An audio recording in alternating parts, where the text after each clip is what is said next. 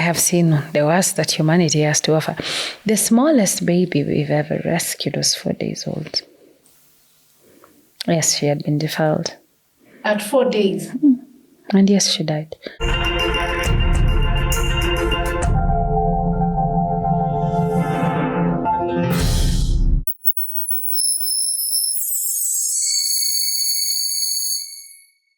Hey everyone, and welcome to Fanya Mambo Africa. Again, I already said it's always an exciting time, and today we have I think it's going to be a very deep conversation, and one that will make you question a lot of things and why things happen the way they happen, especially in Kenya. And it's because of the guest we have, the things she has gone through. She will share her journey with us and more. So I leave it to Njeri Wa Migwi. Drum rolls. Welcome to Alfa House. Thank you for having me. How are you? Come see, like this, like that. But we promise you to be very hospitable here. You have been. By the time you leave, you will feel much better. Okay. Yes. So, why is your name Njeri Migwi or Njeri Wa Migwi? Why? I'm Njeri Migwi, Njeri the daughter of Migwi. That's why they were. Yeah. Interesting. Because I always thought to myself, is it Wa Migwi is one word? What is it? And I want to make that mistake. No. I'm the one who wrote it. So because it's commonly my moniker on social media, Njeri Wa Migwi, so it became my name. Yeah. Nice. Yeah. And you run an organization called Usikimye. Yes, I do. Tell us more about Usikimye and why actually the name Usikimye. Usikimye is Swahili for do not be silent. And I feel like because we do work around ending the prevalence of gender-based violence in this country, one of the things that is rampant in gender-based violence is the stigma of silence. If you think growing up and you knew somebody had been beaten, did people talk about it? Even now when you hear your neighbors and you know that your neighbors, there has been a fight, what are the chances that you will interfere or you will call it out or you even talk about it in your estate WhatsApp group or your flat WhatsApp or anything? Most of the time, these things are always met with a stigma of silence. Most people don't want to talk about it. In fact, I always say Kenyans have coined a phrase about minding their own business when it comes to issues of gender-based violence. We say to people that cover themselves with the same duvet. Isn't that what we say? It's none of our business because we do not want to talk about it. So Usikimye was coined to bring into focus the fact that we don't talk about these things. Nobody wants to talk about rape. It's not palatable. It's not something that we want to discuss. It's something that should be done in darkness and stay there. We don't want to talk about defilement, yet 30,000 children were defiled last year. Reported, which means, and anytime you hear that a figure has been reported, I always want you to know that 3 or 4 times that figure has not been reported. So that would go to like 9,000, 12,000? No, it would go to 120,000. Oh, it's 30, not 3,000? Yes. That's sad. That's your statistics as a country. 1 in 3 women will undergo gender-based violence. So if you're 3 women, just know 1 has, will, or already has, or is currently. So is, currently, has, past, or will, future. Between the ages of 15 to 48, we'll go through an issue of gender-based violence. You know, you're talking about very, very serious statistics. From your organization, what are the numbers? Okay, I'm even confused where to start. Okay, maybe tell us the cases you deal with in particular and the numbers before you go to the numbers, because I'm now you've gone to statistics and I'm a bit very... No, I was just trying to explain to you the immensity and the weight of gender-based violence in this country and how we don't take it with the weight that we need to take it in. When we say every day a woman is killed in this country... Every day, we are at that point right now because thing is most of these cases are not reported and we don't consider them femicide. And most of the time you will find the fact that we say that gendered killings, when we gender killings, you find a lot of times people are not happy about it. People are like, why are you saying women are being, why is it femicide? Why is it not just murder? Why is it not homicide? What makes it different? right? So that's why I'm saying when we talk about issues of gender-based violence, you need to understand that they come with a certain weight. And that is the weight that we don't want to talk about. That is the stigma that surrounds it. Thing is, all of these things are very preventable. Why are children being defiled? Why are children being raped? Let me stop using defilement because defilement feels like it's soiling. Why are children being raped? Why is it okay? Why is it commonplace? 2 days ago, we received a case somewhere in the Western, and it was a murder of a 1 year. It was the femicide. I call it femicide because she died, of a 1 year old. And do you know what? Everybody involved in that case, no one was arrested. The child was buried. Now the whole process of starting to think how we will exhume this child and do so many things. So it tells you the prevalence of these things. It was never reported. The neighbors are the ones who found out. They called us. And even if you try to just even think about the immensity of following this horror story, it's so weighty and it is going to cost you so much money that it will just be another case that will disappear and life will go back to life as usual because we don't like bringing shame into families. So is it that Kenyans have normalized deaths and gender violence, so to say? Yes. How would you say we got here? Because I don't know if you have the answer, but how is it possible that we just became a country where someone can be killed, or I can kill someone, or someone kills me, and society just moves on? Yeah. Sorry to use this as an example, but let me use it. During the protests for the anti-finance bill protests, right? We literally saw on TV people being killed. I was in the protests and I saw someone get shot and die. And who has been brought to book? We saw it, all of us. We saw it. It's not something we imagined. We all saw it. People were killed and no one was charged. Right? Yeah. That is normalization of violence. We are so used to it that we are okay. We have moved on from what happened in June 2024. We have moved on. It's like nothing happened. We have normalized being violated over and over again. We have normalized that violence is part of our system. It's systemic. It's not in isolation. When you see cases of gender-based violence rise and femicide rise, and I always tell people, you need to be very careful. It starts with women, and then it goes to children.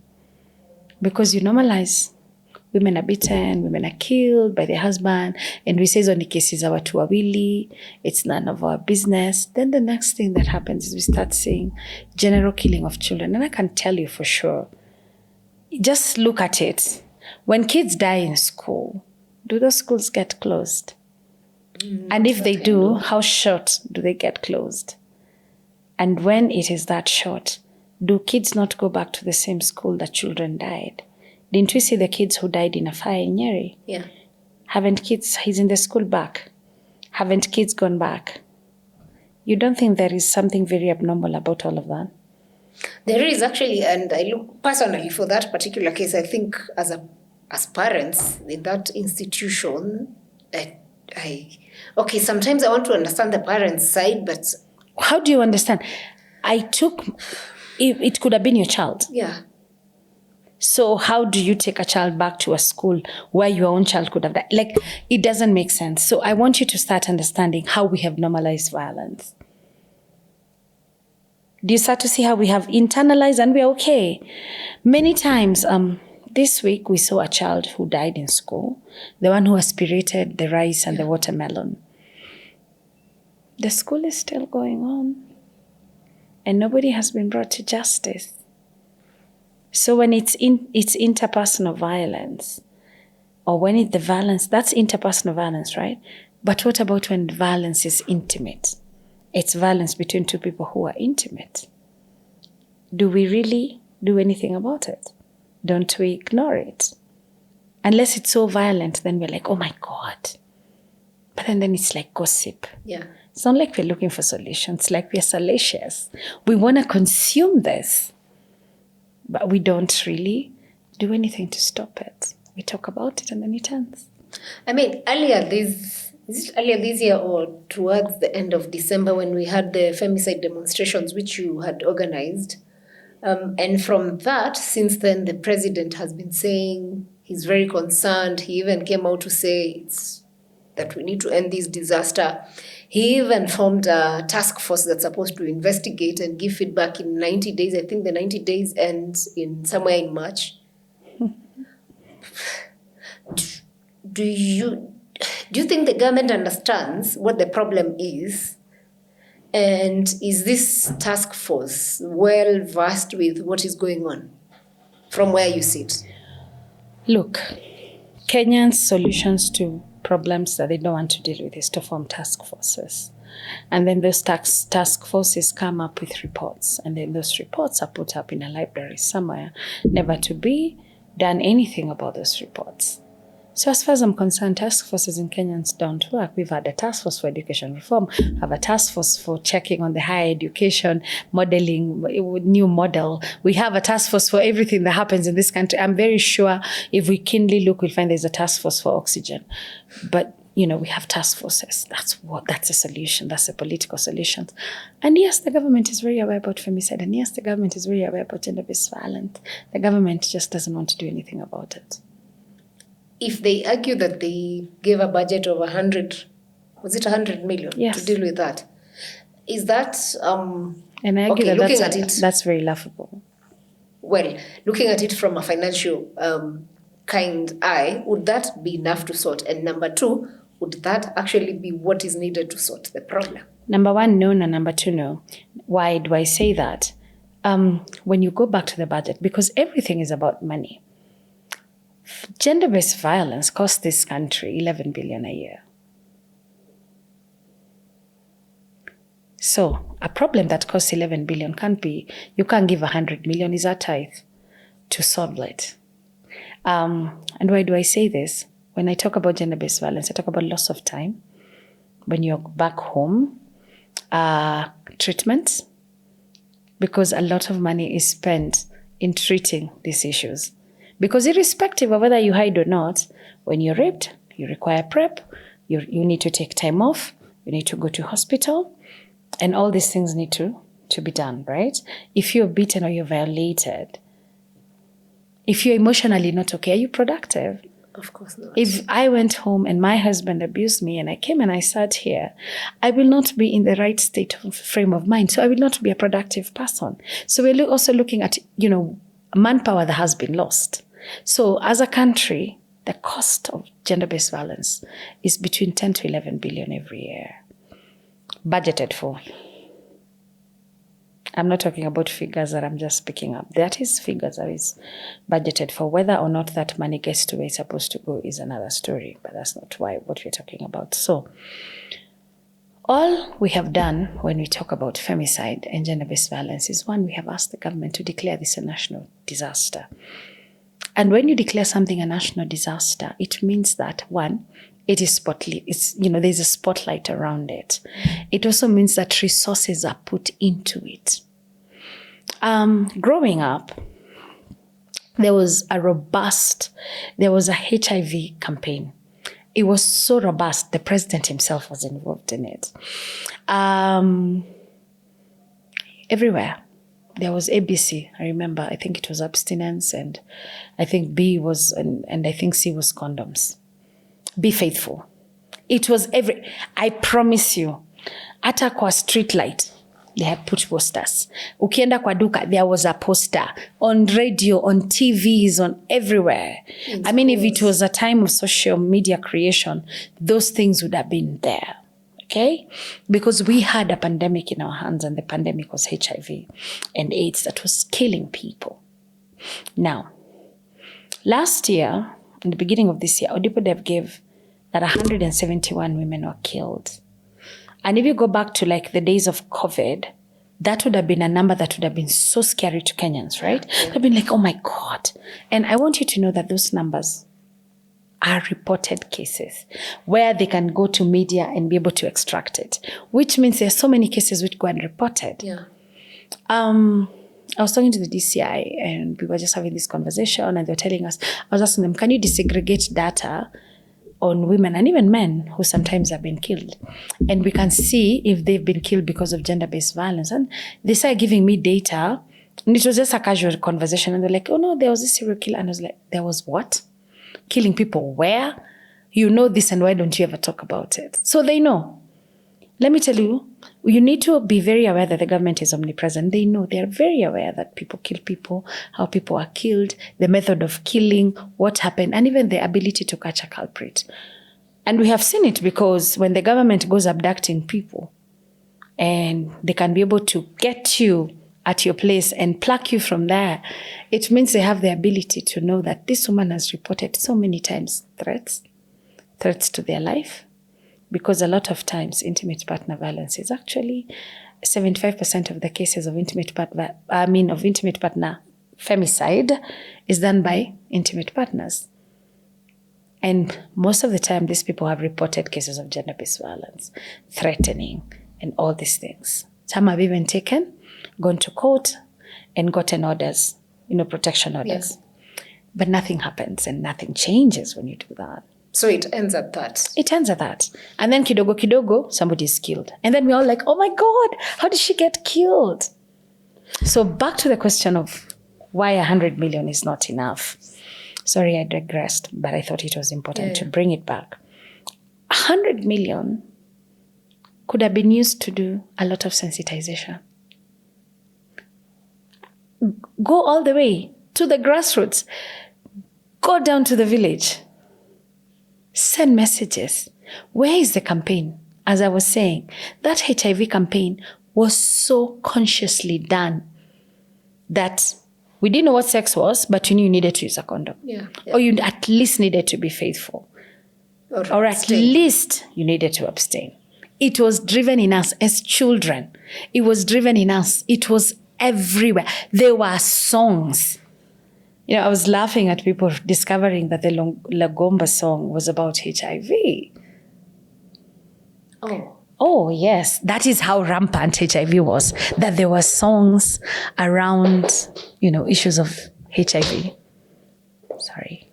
Issues of HIV. There were songs. That is how bad it was. That even in common music, unaona, we were talking about HIV. What if we took GBV to that level? Way? That children are educated about gender-based violence. They are able to recognize. Why are we so against teaching children comprehensive sex education? Why do we have a problem?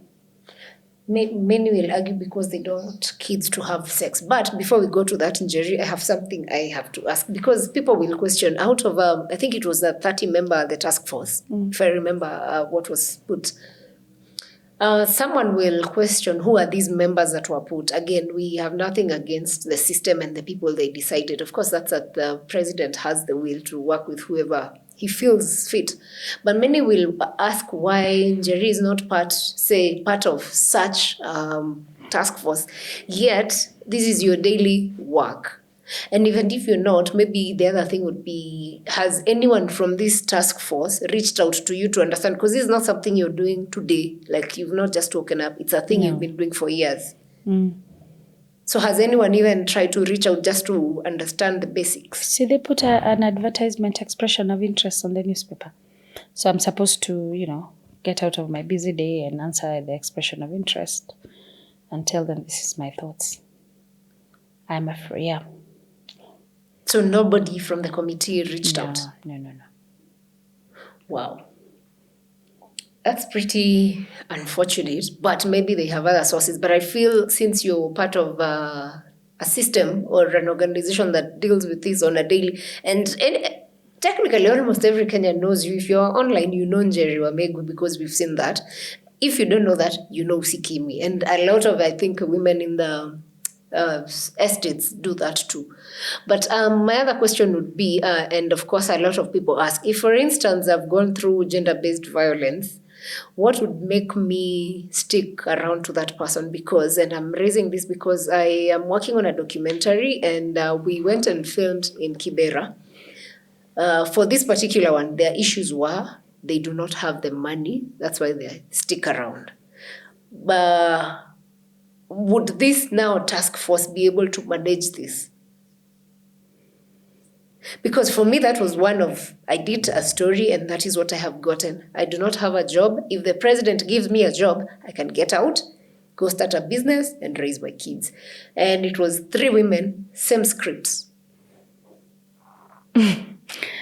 As somebody who sees this on a daily, I absolutely agree. One of the reasons people don't live is financial. I live, and then how will the kids go to school? How will we eat? Or even if I have a job, it's not enough to help cover the kids, so I stay, right? We don't even have, like 100 million could have helped do safe houses, support safe houses. The government doesn't even have a safe house to start with. I've run safe houses. I still run safe houses. The government has never supported us, not one day. To even tell me, Njeri, we don't have money, but we can give you psychologists to be coming to your safe house, or we can give you a doctor to be coming to your safe house, or we can give you ABCD to come to your safe house. No. And the government itself doesn't have safe houses. And without safe houses, how do you end gender-based violence? Because if I've been beaten and I've been violated, and I need a place of safety to run to, then I need a safe house. All the safe houses, majority of them, are in the hands of private people like me. I was among the first people to open one during COVID, and we've never closed since. And the house is always full. Yet we don't even have the means to keep these women in those safe houses. You understand? And the government doesn't do anything about the safe houses either. So where is the wherewithal for the government to even try and change the life for those women, as you said?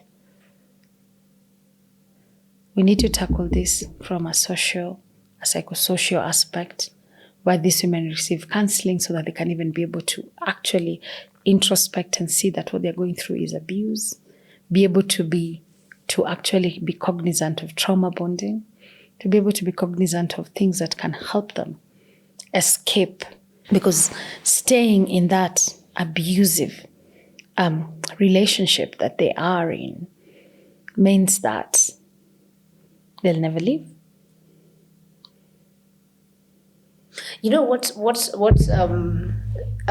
What made me feel so bad in one of those stories is a lady I asked, so what is your worst fear? And she openly said she fears that this guy is going to kill her someday. Yes. But she's still stuck there. Where do you want her to go? She knows. Where do you want her to go? Do we support women to go back home? Do they even have a home to go back to? Culturally, when a woman leaves and gets married, what do we normally give them? A bed, right? What do we tell them when we give them a bed? That they don't have a place to come back to. You've gone with your bed. Our laws are fantastic. Women in Kenya are allowed to inherit, right? So they can go back home and inherit land that their parents have left. Chances are they were never in the will, or if they go back home, which we have seen, they'll be beaten. There is no space for you and your children. This is our land. That is, if they have land. Why are you coming back home? We don't have the means to feed you and to feed your children. So you can't go back to your parents, right? So where do you want her to go? If your friend right now, is a mother of 3, is beaten by her husband, and she comes to your house, how long do you think you'll house her in the current economy? I think not long. Thank you. So if you house her for 3 days, because after 3 days you'll be tired, because these kids need to eat, they need to stay, they will play because, children, and so does she. How long? And this is somebody who's gone through a very traumatic event. Umechapwa, umetoroka, nimekuja kwako, Sarah. right?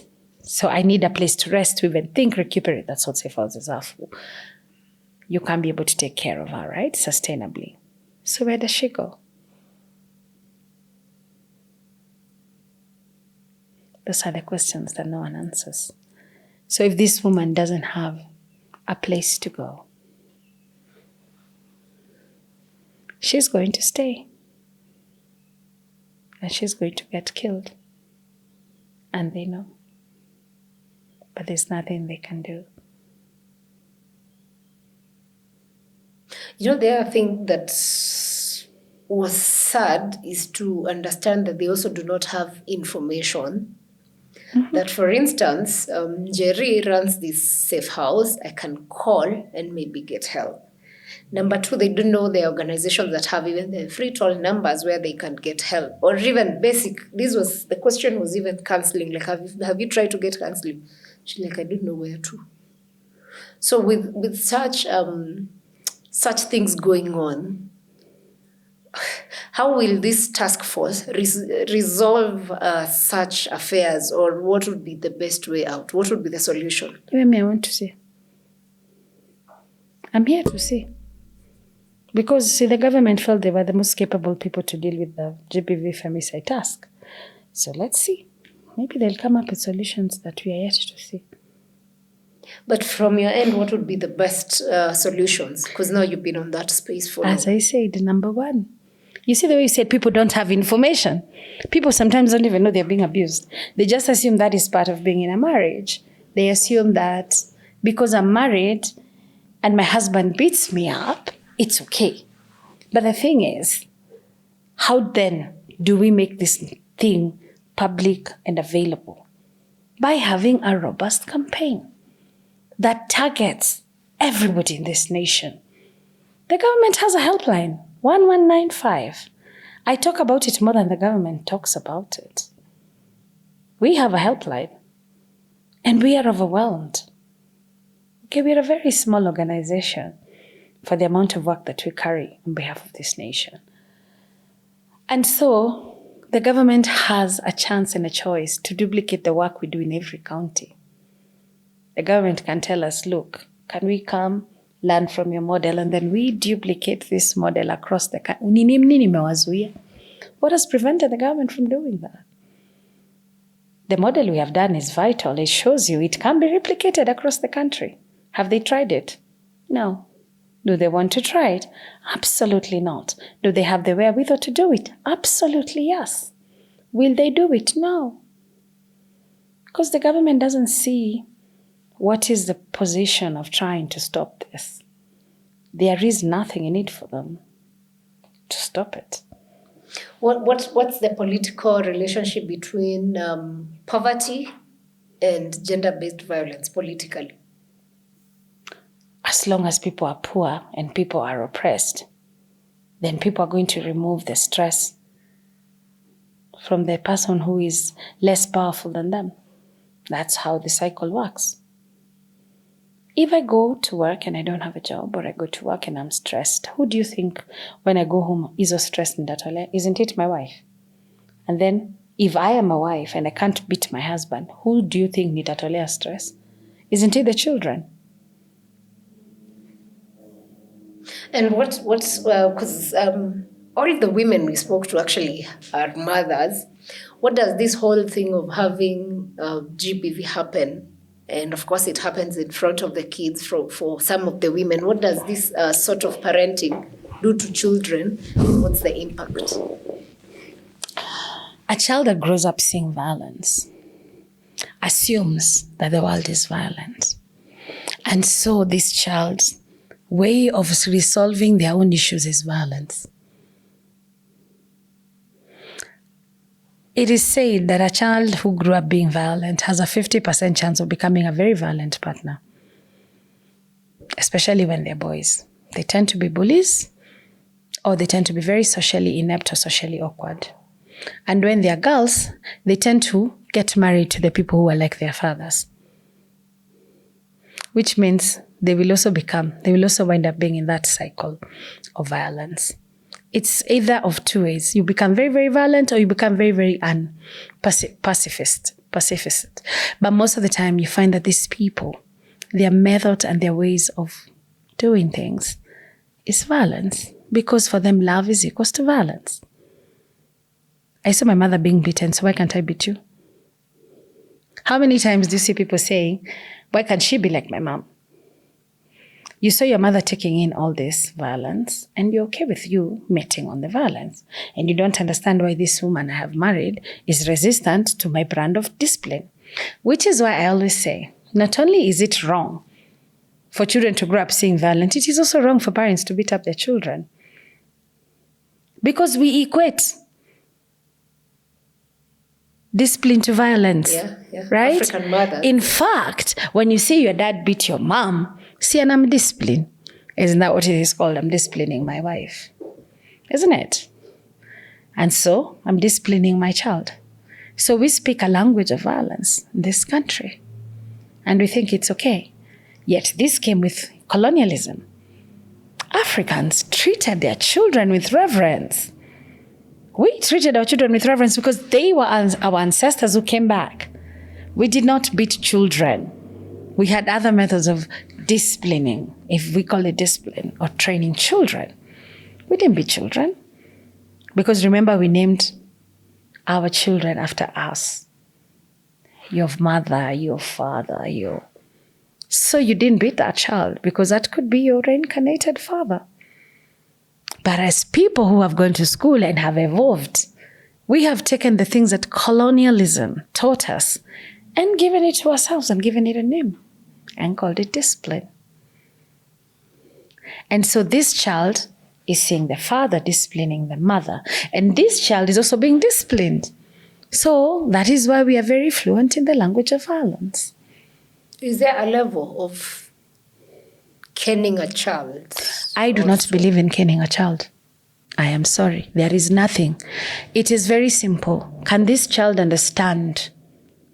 Can this child understand why I'm beating them? Can they understand? Yes. If they can understand, it means I can talk. We can talk. I am going to take away your phone or your rights for the TV or this and this, you won't go out to play, or, there are ways in which you can moderate. This and this and this will happen. These are the consequences. That is for a child to understand. If that child cannot understand why you're beating them, why are you beating them? If this child can understand why they have done something wrong, why are you beating them? Who told us that violence is the answer? I am a mom. I don't beat my children. I haven't. Do you know how much we were beaten by our teachers as a form of discipline? Not only am I a child of who went through school, my father is a teacher. So you can imagine. Nilikuwa nachapwa home and away. It's the same parent. I remember there's a time tumeenda naye tumefika shule. Kumbe ndio teacher unjuti. Na to be late. Together. Akageuka akaniambia, my name is Mr. Mariga. Give me your hands. Nilimwambia, Daddy, I'm transferring. I need you to transfer me from this. You can't beat me like this. Because what do you mean unanichapa? Na tulikuwa na wewe. Tumetoka na wewe kwa nyumba, tumeenda na wewe pamoja shule. Then tukifika kwa gate unaniambia, I'm not Daddy now, I'm Mr. Mariga. Can we be serious? Like as a people. As a family. Yes. In this case. Right? So no. Yeah, we need to stop. I have purposefully gotten into that place because I see so much violence. And even before then, I was very cognizant that I do not want to raise my children in the same cycle of violence. It's a choice. So basically that transforms the kid to become a more violent and a bully from way that young age. Because that's how they solved things. That's how they solve things. How are you teaching your kids to solve things? If I drop this cup, unanieka coffee. And I always ask parents, would you beat, wewe unaweza kubali kuchapwa juu ya kuvunja kikombe? Like if you break this cup, why are you not beaten for breaking the cup? Probably I have money to buy. I'm an adult. Good. So why are you beating a child? Because they don't have money? So you are saying that capitalism is more important than your child? No, essentially not. So what are we saying? Well, yeah, if you look at it that way, it makes a lot of sense. This is it. When a child is born, they're a blank paper, right? They're born not knowing anything. So they're curious. So is it actually, when you think about it, because our generation and the generation, of course, ahead of us was beaten a lot. Is that why maybe we have a lot of violent spouses across people? Now do you start to see the correlation? Is it making sense? You are beaten, so you want to beat somebody. And you're okay with them being beaten. That's why you're okay with the school burning and you take your kid back there. Because sipia wolipitia. It's like we give birth to children and we need them to go through the thing we went through. That's why our kids go to school at 5 a.m. I want you to know that's how violence works in us. And that's why we are okay being violated by the government. Because we're all screwed over anyway. That's why we're okay for kids to go to school at 5. We're very okay. Kids go to school. How is that normal? I don't like it. I see it on the road. I refuse. I am that parent, by the way. I am that parent, just so that you know. Me, I am that parent. My child is coming to school at 8. It's okay. But wow. Yes. I am the parent whose kid you don't mess with. And I make it very clear from day one. Mimi, you don't do those things to my child. Because my child has grown up like this and my child will be treated with gentleness and care and respect because they're human. Hey, Njeri, now that we've gone to that direction, share with, how was you growing up? Because I'm trying to see the correlation of what you do and you growing up. I was raised by a single dad, right? Very shocking. A girl child in the 80s being brought up by a dad, yeah. Interesting. In the 80s. Yes. I am a child who was raised by a single dad. He did not... What? Marry like a second wife or something. No. I mean, it was a thing. My dad is even in his senior bachelorhood. You should see him. Very happy man. Wow. So how was that experience? Fantastic. I don't know why men don't want to raise children. I don't even understand deadbeats. I have one, but I don't even understand it myself. You had to put it... Because my dad makes fun of me all the time. But the thing is, I grew up with a dad, which means... funny thing when people drag me on Twitter and they're like, this is fatherless behavior. I'm like, wow, man, me, I have been fathered and loved by my dad. My dad loves me deeply. You know, those things that I'm loved at home. Yeah. Proper. Mimi. If I call my dad right now, you know, that's, yes. My dad loves me because I was 3 when his wife left, my mother. I was 3 years and that man raised me. My dad was 28. Did she live out of violence or? No, my dad is, no. My dad was a teacher. My mom, I don't know. My dad is those people who never told you what happened. Oh, okay. So he's like, those are for adults, not you. You're not an adult. I don't know why you want to know. So I became an adult. So part of the stories that I have found out is from people. So I don't know. But the thing is, my dad wasn't violent. I know that for sure. So I was raised by my dad very nicely. We had fun. I enjoyed my childhood. We would go to places together.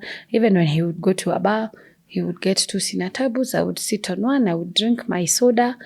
And he would drink his 2 Tusker Exports. And then we would go home together. That was our weekend. We would cook. Honestly, I had a very balanced childhood. Super present. It's until I was in my teen, now 13 is when I realized Allah.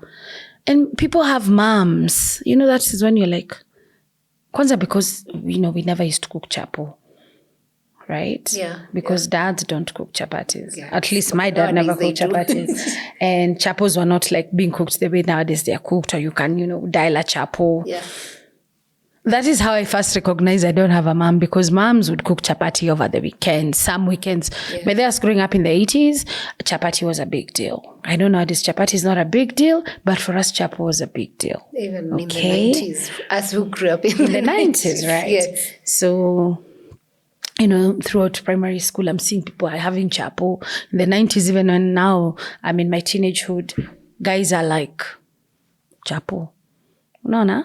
And as we don't have chapo, if we wanted chapo, me and my dad go to a kiosk and eat chapos. So chapo was a big deal. That's how I started recognizing, ala, sina mama. Also, there's a way people will be like, mtoto ananga mama. Kuna certain things. I was a tomboy, climbing trees and, because my dad would be like, wacha apande tu, atajua. Akivunjika mguu ataacha. So my dad is that kind of a dad. He was very like, you do it, it's okay. Learn from experience. And I learned from experience. I would fall down and next time I would probably even do worse things. I was a hoyden. I was like, I was terrible. You think any child would think that somebody has done, just know I've done it. Full childhood. I had a fantastic childhood. I have hunted for rabbits. We have cooked rabbits huko. God knows why we didn't die of poisoning. I have swum in Nairobi River. Like all those things. Me, I was a boy. I think I became cognizant of being a girl when I went to high school. I was a proper boy. Like, unajua those kids who come home with that from here till huko. I was that one. And I'd be like, okay, ingia bafu oge. Like, it was not big deal. Not a big deal. Yeah, like, unapeleka tire, you're put inside the tire, you're rolled down the hill. The things sometimes when my dad talks about, everybody looks at him in my house like, what? Like, why did you let the child suffer? Yeah, and I'm like, it was so much fun. Right? So my dad was like that. You hata your discipline ulikuwa unachapa maybe once a year. Unaekwa viboko mbili zinakupatia discipline for one whole year. Because even me, I was notorious. These are stitches. All these are childhood stitches from, God knows, I have jumped from first floor because boys were like, let's jump. Because ndio wa kwanza, I jump. Wow. The number, I even asked him, did you have a number? The number of times I was in an ambulance being rushed to hospital because I've done something ridiculous. Yeah. Wow. So I don't know. So I was raised very okay. I had a happy childhood. So how did then Usikimye, the idea of not wanting GBV happen to people and just the origin of Usikimye come in? Two ways. It's two-pronged. Now, having been raised by a dad, I had zero knowledge about boys other than the ones I used to play with. Me, I didn't. Nilikuwa tu. Me, I was those ones. So I got married. I met Mr. Got married. He became violent. Shock on me. Immediately or way into? I think by year 2, he had already started being violent. Shock on me. Me, I did not know men can be violent. High eyes. You see now me, I was raised by my dad. And now there's, let me tell you, when you've grown in a certain way where you have freedom to argue, because me and my dad have proper arguments even now, like debates. Yeah. That's the kind of upbringing I was brought up. You had to bring your point across. Why do you think this is better than this? Yeah. Now you argue, right? You bring logic. So I was never told first I'm a girl, that girls are supposed to do certain things. My dad would cook today. As I grew up, I would cook tomorrow. When I learned how to cook, that is, and that's after my dad taught me how to cook. I mean, I think niliosha nguo zangu the first time when I was in Form 1. Me, I used to just, unaziacha hapo dada nafua. Like it was not, those things. Yeah, it was. I was brought up very differently. And so I got married to somebody who had a mother and a father, and in their home, duties were gendered. Mm-hmm. People did not argue. Nobody told me these things is how things work in the real life. Apparently me, I was brought up in something different. And so see, I will come with my kimbelembele too. Yeah. Me, I'm arguing. What do you mean you can't wash dishes? What do you mean? See, but my dad used to wash dishes. Yeah. What do you mean you can't cook? No, bro. Hey. Low blows. Tata. It started from such a small thing. Yes. It is my upbringing that was the problem. Because now I'm married and I don't understand. This is how things are supposed to work. So now he started like beating you, physical beating, or was it emotional? And for how long did that go? It starts with small insults and then violence. And then, And then it starts, then Njeri that grew up being carefree and happy and joyful and argumentative and knew how to put their statement, died. I tell people by the time I left my marriage, I was one of the most docile people you ever knew. So at what point do you now decide I have to leave? When I became deaf for 1 year. So one of your ears doesn't hear proper? Yeah. Because of being beaten? Yeah. Yeah, I'm deaf for 1 year. You can't tell. Look at the way I'm intently listening. Of course I can tell, like you're moving, but it could be maybe I'm sometimes. tilting. Yeah. So this was out of violence? Yeah. It's when I realized I'll die. Also, we were from a different social strata. I grew up with my dad in a council flat. They were rich. I was not. They made it. Yeah. So you know why I'm very concerned is because from this story that we've been doing, we have a woman who has stayed for 20 years in an abusive marriage. I stayed for 15. 15 years in Njeri? Yes. So now you understand fully when people decide to stay. I get it. And what pushed you to now decide? First of all, you also need to understand that society has a very bad view about single mothers, has a terrible views about divorce, has a terrible view about women not being married. Once you start entering into social spaces, that social spaces means churches, social spaces just means people, right? Then you start realizing how important people look at marriage. And so you stay. You think it's better to be with a husband than to be without a husband. And you stay. And you stay some more. And I'd like you to know that it is highly encouraged to stay in marriages in all these social places. Sindoa ni kuvumilia. And so we stay until you can't stay anymore. So 15 years later, you step out. How was that?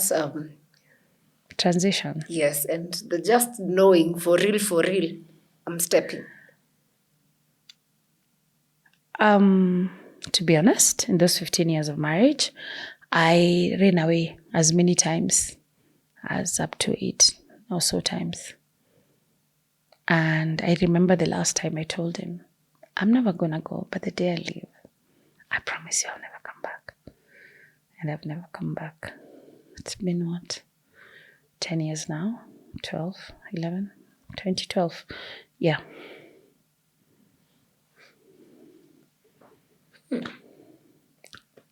So from there end, okay, the story I did is purely from the slum side. Is it just the poor people who go through this? Because from how I saw this, it's a poverty thing. For them in particular, it's a poverty thing that keeps them. That was for sure. I was in my kids were in the best schools in this country. And I think I lived in one of the best estates in this country. I drove one of the best cars. But I was poor. I was poor because I didn't even have money. It's money you get from. Yeah. Yet we ran a business together, but I didn't have money. At least not of my own. We were rich, yes. I used to shop in London and so on and so forth. And travel the world. I've traveled the world. I've seen the world. Yeah. But I was still poor because I didn't have my own means. Out of curiosity, and maybe I'm sure a lot of our viewers will question, so is it just the poor people who go through this? Absolutely. From your organization? Absolutely not. Absolutely not, yes. 1 in 3 women. It doesn't say 1 in 3 poor women. It's 1 in 3 women. And the worst part is women who are in that high social strata don't really have a plan to live. Because it really changes your life. It does change your life by a lot. I left wherever it was I was living. I was living in Roslyn, and I went to live in a place called Moshava. And I remember when my daughter came into my house, and the shock. This is a 5-year-old, okay? And she's entered that house and she's like, hey, mommy, where's the rest of the house? Like, I was so proud of myself with my 2-bedroomed house. Unashika, my car flat. My God. That child, as far as that child was concerned, that was the size of the ISQ. And now, so she wanted to know, is the rest of the flat like now the house? Because where is the house? I remember when. It's hard. It's harder to live. The higher your economic status, the harder it is to live. Because remember the social thing I told you, the social contract. Yeah. So the social contract is looking at schools. Where do your kids go? I mean, if your kid is in Brabant, for example, in ISK or whatever those schools are, how do I take that kid to Moshala Primary? Right? How will they fit? Pretty hard. Exactly. So how many of us are willing to take a chance with that? Do you know how when you're a divorced woman, you're ostracized by the same community that you used to belong to? Because obviously you can't access the same social clubs. Say I was playing, I'm just saying, I'm not saying that's what I was doing. Say I was playing golf at Modaika Golf. Do you think as a divorcee, I will perchance be able to access those places? And I'm living in Moshala? Yeah, of course not. Thank you. Unless you create your golf so in Moshala. You have to look at it and weigh in and ask yourself, if I leave this marriage and the benefits. So you're in a game of risk, like, let me leave if I survive. And what are the chances you'll be able to survive? I mean, that's very... Community is very important because you need to be surrounded by community if you're going to live. And if you don't have community to help you walk through this, then chances are you won't live. And the community does frown upon divorced women. And single moms. Don't we see every day single moms get the worst rep out here? So who wants to get that rep? The courage it takes to walk away from a marriage as a woman. Because a divorced man is not given the same flack that a divorced woman is. Yeah. And chances are the children will go with the woman. So a divorced man will get remarried. A single dad with children is still prime. But a divorced woman or a single mom doesn't have the same chances. So all these are the factors that led you to starting now Usikimye, right? No, actually. Oh. I was minding my business and working and, just doing my thing. But I thought I could give back to society. So I started something called Survivors Anonymous. And so for 3 years, I was helping women to resource themselves with resources. Do you need a therapist? This is a therapist. Group therapy, I offer group therapy. But I was working and doing my business and I had this wasn't my thing. I didn't even want people to know I'd gone through this thing. So they have just publicly told you this. I never used to talk about, People didn't even know that anything about me. I was very private about my life, my business. But just knew me and my baby. They didn't know much about my life previously or whatever. But that changed. For me, the death of Dr. Ivy Wangeshi changed me dramatically. This was the Eldoret one, right? Yes. Because this girl was killed and she was killed in the most brutal way possible. Yeah. I was on social media. What do I see? People change their profile pictures to access. And jokes and the ridicule and the victim blaming and the gaslighting. And I was like, is it that people don't know what gender-based violence is? Don't people understand? A woman she's been killed in the most brutal way. And people are like, Alikula Fair. That's where Alikula Fair started from. just in case you didn't know. In 2019, death of Dr. Wangeshi. People started saying, alikula pesa huyo kijana. And I was like, something is wrong with how we are perceiving this death. What if I told people about gender-based violence online? I don't, huko, not here, huko. We just start talking about it. So we set up Usikimye as an online page on Facebook.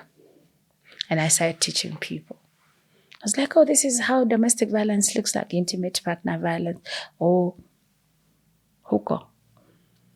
I did not know that people would come now with real life situations and they'd be like, I've gone to the police and the police have told me nirudi kwa nyumba. I'm like, what do you mean? That's not how it works. A lot of people, in fact, until the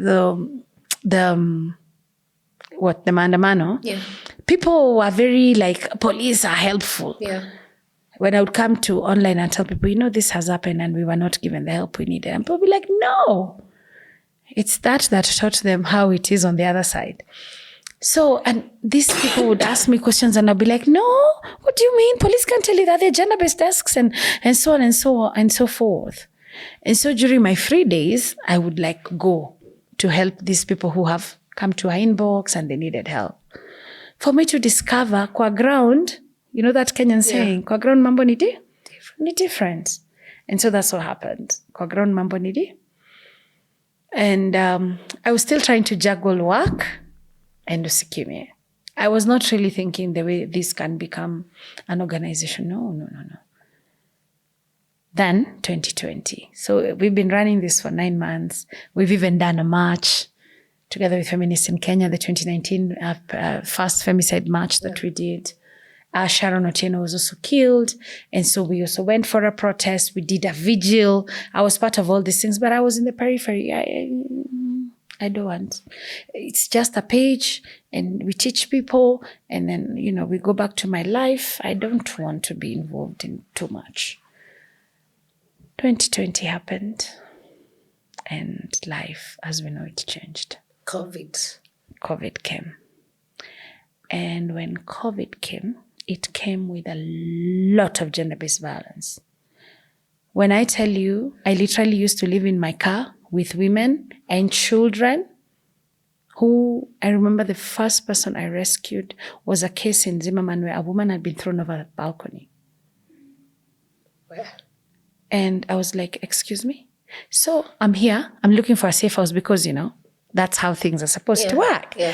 And I found out hakuna safe house. I'm asking people, do you know safe houses? And people are like, children home.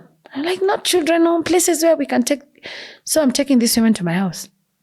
There was a point I had 10 women and 15 kids in my house. I remember this, I just sat outside one day and I was like, I don't have a home. My home has been overrun by people. And so that's how we started the safe house.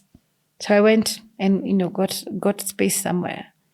And I told people on Facebook, hey, I need beds, I need things, I need to open a safe house because I can't live like this. I'm going crazy. And that's how I started a safe house. And lo and behold, it's been 6-7 years of doing this. I can't tell you when I resigned. I don't know when I resigned, when I stopped working in corporate and became full-time social worker. I don't know. COVID brilled those lines. And here we are. And that's how, wow. Jesus. You've spoken about the COVID times and the numbers. I can't COVID was crazy. Housing 15 people in my house. You would run mad. I was terrified of that house because there were people in my bed, people in my kids' bed. The house was full. It's a 3-bedroom house. So what are the numbers of people that, I don't know, I wouldn't even say at the moment, but maybe the women that have gone through since you opened up? Well over 10,000. 10,000 people? Yes. That's in 5 years? 6. So after if that, you came to our office and we opened to you just the book and you see the number of people we see in a day, you will be so horrified. you will not look at this as anything other than a pandemic. That's why I told you if the government wanted, the government would.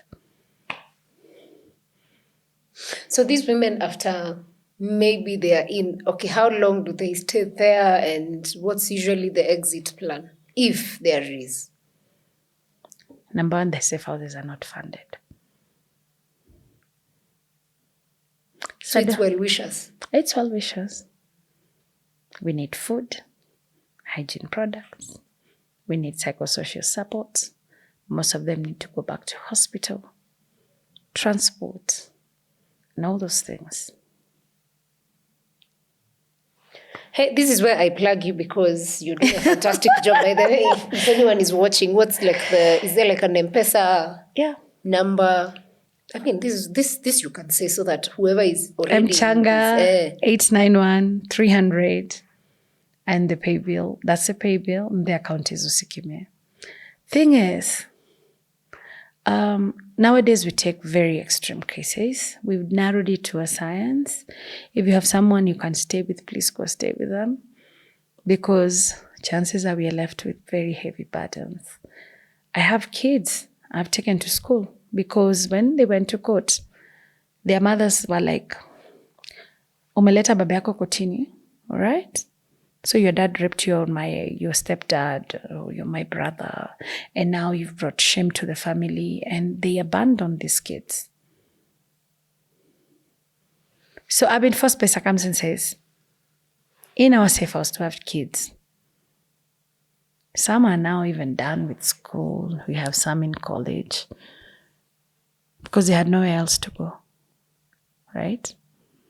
The other day I rescued a girl. She was deaf and mute and had a hunchback. Her mom had locked her in a house for 10 years. She was literally like an animal. She did not even know how to use the bathroom, eat, do all these things. Now she's become my problem. Where do I take her? Should see her. Beautiful, brilliant girl. But where do I take her? She's 28 years. In those 28 years, 10 of those years, she's never seen outside. She's never even seen the sun. Now, where do I take her? Do you start to see a problem? If you don't have an exit plan for people, where do you take them? So, 1 month. It gives you time. Ufikirie, we give you support, psychosocial support. We give you food, we give you shelter. We give you clothes. We take care of your medical. And unless it's extended because maybe there are medical reasons. I mean, we had a woman from Turkana stay with us for 6 months. We've had another girl stay with us for 2 years. And we don't even have that kind of space. We are a 10-bed facility and the other one is 8 beds. So 18 beds in total. How many women can I take? Sometimes you take them back to their homes, their parents' home. And you live like this and wanafukuzwa. Wewe hata hujafika huko kwa gate washafukuzwa. We have a problem as a country. Until tujiangalie, iko shida. Okay, that's a very, very... That's depressing. You know, sometimes now I you look see at why your I'm page. not in the task force? Because I'm too candid. I'm too honest. But I feel like that honesty is what would give solutions. Because if we want to be plastic, we shall be plastic, but then we'll have a problem that will live with us until God knows when. Something else that every time I look at your page, sometimes, to be very honest, I don't want to read stories. Yeah, because I just see the first part, I'm like, I don't have the capacity today to accommodate a sad story. So someone would wonder, how do you yourself, because you're looking for psychosocial support for these women, for you, how do you go about it? Because that's like 8 years of running the organization, and the things you've gone through must be depressing. Yeah, depressing. I have seen the worst that humanity has to offer. The smallest baby we've ever rescued was 4 days old. Yes, she had been defiled. At 4 days? And yes, she died. And humans, but you think I'm the same person I was before I started this. No, I'm not. The oldest woman was 92. The oldest man was 87. Inherently, it changes you, changes your worldview, changes how you look at people, changes how you look at the world. I debrief. I go for therapy. I go for debrief. And sometimes I look at my therapist and I'm like, I'm sure every time I book an appointment, they're like, oh my God, here comes this woman with her many problems. But I have learned to look for pockets of joy. You know, when I was coming here and I got lost, I didn't get lost, but it's far, you know. Njeri, don't scare up the people. No, from where I was coming from, people, mimi nimetoka huko, Soweto, Kayole, so coming here, this is uptown. And I was like, oh my God, this is so far. And then I told myself, maybe because I've had a morning where my morning started by taking somebody to Madare so that we could do toxicology report, because they're the only people who can do a toxicology report of that kind, because she had been drugged and raped. So we needed a toxicology report to confirm that. And then I passed via a morgue on my way to here. And I was, because we had a 4-year-old who had been killed. And I needed to go talk to them so that I could raise some money to do a postmortem. Anyway, so I was like, wait a minute, I'm still like, those two are for just one day. Yes. One person. Yeah. So I was like, when I was driving, I was like, maybe I'm being grounded so I can enjoy this drive. I hope you did enjoy. And when I just reminded myself that, I was like, let me enjoy this drive. It's okay. So Mimi Huyo, what is it, that road? Kitisuru Road, Gesha Road. I just want you to know how far. Peponi to Ngecha to, and I was like, I needed that drive. And it was good. And I felt fresh. And then I came here and you gave me a cup of coffee and I feel better. Oh, that's nice. Yeah. At least they know we give coffee. Yes, they do. And some very nice samosas too. I love that. And I hadn't even eaten the whole day. So that was my first meal of the day. I'm so sorry Kenyans have made you go through all these rough things. And I hope people can, No, they will not. Do you think people can change to be better humans? Possibly. There's always a chance to be a better person than you are a few minutes ago. Life is about choices. You choose. You make a choice. You decide. Yeah. I'm going to be a better person from today. I don't have to beat my wife. I can walk away. I don't have to stab my husband. I can walk away. It's always about a choice. Like, why would you look at a baby who's a year and rape them? I've dealt with so many things this week. This has just been a very wild week. Yeah. Do I still think people are good inherently sometimes? Do I think people are bad? Yes. Most of the time. But do I still think that is something worth fighting for? Yes. We need to fight for children. We need to treat children better. That is my most important clientele. I will always fight for children before I even come to fight for people. Because I feel like this country does not treat children in the way they need to be treated.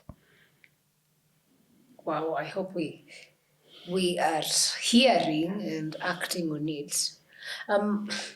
Trump came into power and one of the executive orders was to freeze USAID, which of course for African nations, some of such projects that you do are funded by USAID. I want to imagine.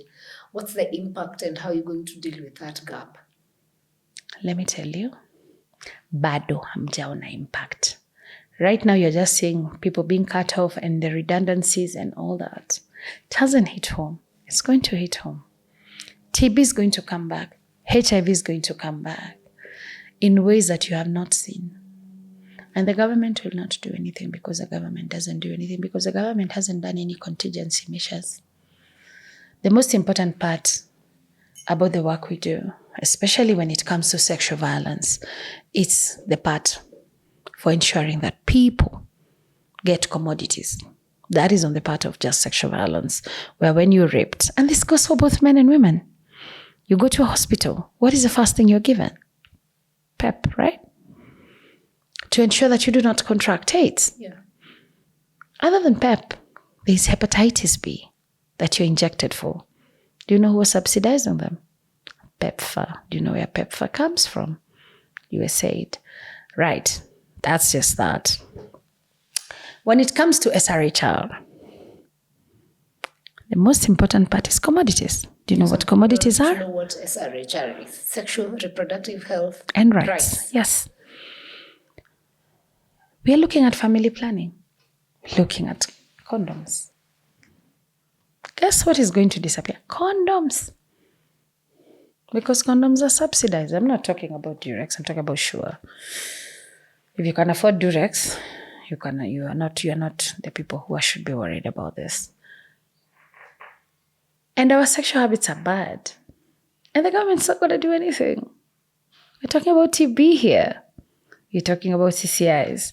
And I think people are like, but if I prevent myself, it's not a must nipate HIV, sindio?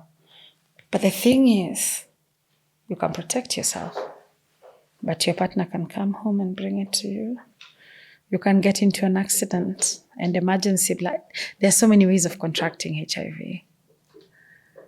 And we have gotten to a place where we're looking at people who've been living with HIV becoming you undetected. But if they don't get the drugs to keep them undetected, what happens? What happens to all these children who are born with HIV? Shift, whatever it is has shafted us. It's not working for regular people. What happens when you have your health system is dead? What do you think is going to happen to us? So many people have been sent home, so many redundancies. The economy is in shambles. Do you know what happens when the economy is in shambles? COVID should have taught you. People kill each other. Gender-based violence rises. Yeah. It's about to get worse. We're about to die from things that could have utterly been prevented. But people have to wear red-bottomed Louboutins at the cost of ensuring that our health system stands. So yes, we are going to die. That sounds alarmist, but... It's not alarmist, it's true. You saw COVID for yourself. It was under another regime. Imagine if COVID happened now. We have 47 women representatives in the country. And? Other nominated, of course. And? Women, we celebrated when we got, 7 female governors? Uh-huh. Senate has women plus nominated ones. Uh-huh. From where you sit, have these women played any role in ensuring that GBV comes to an end, or rather goes down? This is a thing you need to understand. They are women reps. Doesn't mean they represent women. Then that's the biggest mistake we all make. We just assume that because they are women reps, they represent the interest of women. And the day you realize that that is an affirmative seat, which means they're there to represent the interests of their parties and not necessarily women. They're women reps because, we need to have a certain number of women in parliament, which has not even been achieved. 47 women cannot even carry a bill.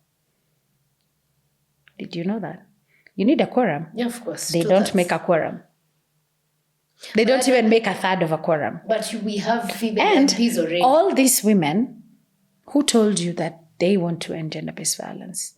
What makes people think that the onus of gender-based violence is women?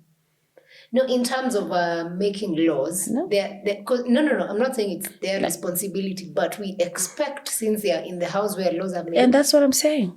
You need to know why did they... Nani aliwaambia? They went into parliament because they wanted to stop gender-based violence. If I go into parliament, you'd absolutely say, Njeri, with the history you have, I am not going into parliament. Please, do not misquote me. I do not do those things. If I went into parliament with the history that you have seen me with, you would hold me responsible, be like, Njeri, uko parliament, why haven't you even carried a bill or a motion that talks about gender-based violence, right? We need to be very cognizant that these women came there, some because their party ensured they entered there so that they could vote for the interests of the party and not the interest of women. So I need us to know that parliamentarians will vote for the best interests of parliament and not necessarily women. That whole bunch of people in that parliament is the same. Sad reality we are facing as Kenyans. Generally, this conversation will go on and on from the look of things, but I think we will have you for another session because I also need to breathe. Where? That's too much. Pole. And I think, of course, I can see even with our cameraman, it's like everyone is in such a sad... I'm sorry. No, it has nothing I should have to come do and with done you. jokes. They will join the TikTok team. But what message would you give to Kenyans generally? Because I feel like we become such an evil society. And of course, from what you've experienced, you must have some good or bad words to Kenyans. No, actually. Number one, we need to protect our children. You need to stop worrying about children learning things, and as a parent, ensure that it is your responsibility to protect your children. Children are never, most of the time, 90% of the time, children are lured or they're predated upon by people they know. That could be a family friend, and I don't want to be alarmist, but I'm saying parents, talk to your children. Learn. Sit down with your children when they come back home from school. How was your day? Really be interested in your children. I feel like we're not. And I understand it. We are tired. You come home, you're exhausted. And, your child sometimes is a nuisance. You don't really want to listen to them, but do listen to your children. Take time, toa mtoto nguo, look at your child. Make sure you check on your kids and teach them. And love them. They grow up so fast. That's one. Two, the onus of ending gender-based violence is on us. You don't have to do these things. Walk away. I know sometimes things are crazy and at the heat of the moment you slapped somebody and you probably vowed to yourself, I'll never hit somebody. Walk away. Can't be dying like this. Walk away. If the marriage is not working, leave. Don't stay there and make another baby and say that, this baby is the baby that is going to bring us a reconciliation. Sometimes it's okay to walk away. It's okay to be a single mother. Imagine hautadai. It's okay. It's okay to be better people. And learn things, relearn things, and love yourself enough. You can't love somebody else if you don't love yourself. You can't even love your baby if you don't love yourself. Love yourself enough to know, to live in tables that you're no longer wanted. For you and for your child. And this goes to all genders. Not just talking to women here. There are too many people in prison that don't need to be there. There are too many free people here who have committed atrocities. And you don't know whether that's the person you'll meet and get married to. So be observant, be wide open, and be amenable to learning and to be accepting. I think that's it. That's it. Love is the answer. If we love each other deeply, and we care for each other deeply, we'll build a better Kenya. Wow. So, Njeri, these things that we are talking about, some of the key problems now, or is it challenges, is that we have a very young generation now, which of course is looking for partners. People want to get married, people want to live with, have families generally. As they should. But we're seeing a lot of evil in society on the other side, and now that scares a lot of other people. How will this generation go through this, and how will they then choose partners? You're saying some of them are in society. Listen, I think one of the things we need to do when we are dating as young people, when they're dating, is find out who somebody really is. Our parents, I suppose, I don't know, used to do that. But you really need to know people. How are they? I feel like people just meet each other, fall in love, start off without really, really, really finding out the person that you're entangled in. And then you're shocked. How is this person? How do they behave when they're happy? How do they behave when they're sad? How do they react when they're angry? Have you met the person you're dating when they're angry, and how is their reaction? What if their first reaction was she was cutting meat in the kitchen and her first reaction was to pick the knife? And then you're learning then. Find out. I mean, it's your honors. Find out their people. For most young people, rather not even young people, the way the society is set up nowadays, it's not like Kitambo where I used to live in an estate where everyone is, like those buruburu estates. Mm-hmm. Nowadays, everything is flat. Yeah, but these people have friends, these people have people. Before you really get to marry this person, really know them. What are you? They've been chatting on the... But you're going to marry somebody just because you've been chatting on TikTok. I mean, Shauri times have changed. No, times have changed, but the principles are still the same. You need to engage further. You need to know these people. And even when I've just said, find out what happens, even a conversation can tell you, you can tell. I tell people, before you marry somebody, enda Twitter. Find out mtu wako when people like Njeri are there. Could they be the people who troll me? Find out. Why would you marry somebody who has a problem with somebody who speaks about gender-based violence? What if your person is a rape apologist? How does your person think about money and how you spend money? Why are you marrying somebody that has a betting problem? They are going to gamble your money away at home. Like, we need to be very balanced about these things. What are the issues that are prevalent? Sometimes I see people saying on Twitter, ask them the current. No, the current events are not the most important things. This person you're going to make babies with, this person you intend to spend the rest of your life with, what are their values? Right? What is their parenting style? What do they think about violence? Do you have those conversations?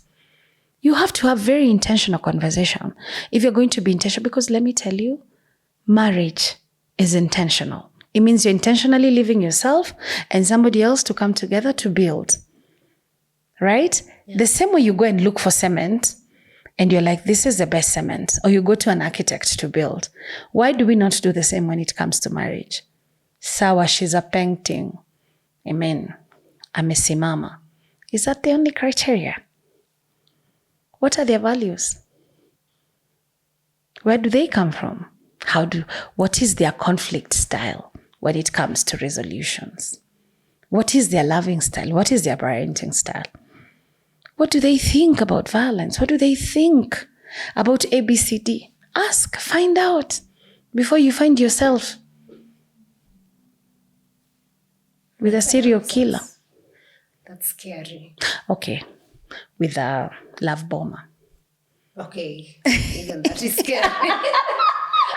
Or with an excellent person, because people are still there. Sounds better. Right? They're good people. And you raising, I'm raising an excellent child. And I'm sure when I put her out in the world, there are values that have been calculated in them: compassion, empathy. There are things you need to look at. Is this the kind of person who sees somebody on the road? And by the way, let me tell you, things that for me are unbreakable. You throw garbage on the side of the road, me and you, we are done, even as friends. How do you take care of your environment? Do you go around spitting on people? Do you have compassion? What? That's it. Those are the things you need to look at. Street waiters. Yes. Where? Sijui nini. Look, those values are still there. All right. They're inculcated. They're decent people out here. Look for them. They're decent people. For sure there are. There are a lot of decent people. Or be looked. All right, young people, that's a cue of how you need to go about it. Maybe, or even older people who are still looking for someone, yeah? Mm-hmm. And good luck on that. And love is a beautiful thing. Yeah, love. Find it. Find love. I love that. At least there was something positive in all this conversation. Mm-hmm. Yeah. Thank you so much, Njeri. You're very welcome. Love one another.